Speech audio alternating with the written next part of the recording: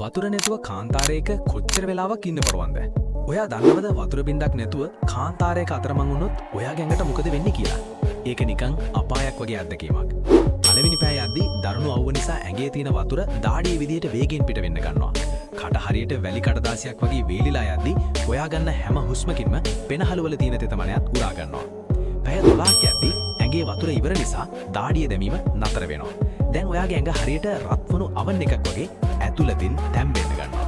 හදවත වේගයෙන් ගැහෙන්නේ ලේ ටික පම්ප් කරගන්න බැරුවයි. දවසක් ගත වෙද්දී මොලේ සෛලවල තෙතමනේ නැති වෙලා ඒවා හැකිලෙන්න ගන්නවා. දරා ගන්න බැරි හිසර දේ නිසා ඔයාගේ ඔළුව යකඩ මිරිකණයකට අහු වෙලා වගේ දැනේ. පැය 48ක් යද්දී ඔයාට නැති දේවන් පේන්න ගන්නවා. වතුර තීන තැන් පෙනුනට ඒවා ඔක්කොම මායාවන් විතරයි. ඔයාගේ මොලේ දැන් රත් වෙලා අඩපණ වෙලා තියෙන්නේ.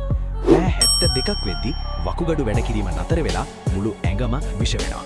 සෙල්සියස් අංශක 50ක රස්නයට ඇඟ ඇතුලේ අවයව තැම්බිලා දිව ඉදිමිලා කට වහ ගන්නවත් බැරි වෙනවා. අවසානයේ මුළු ශරීර බද්ධතියම අක්‍රිය වෙලා යනවා. ඒ වගේම දිනපතා සෞඛ්‍ය උපදෙස් සහ බොඩි හැක්ස් මග නොහැර බලන්න මාව ෆලෝ කරන්න.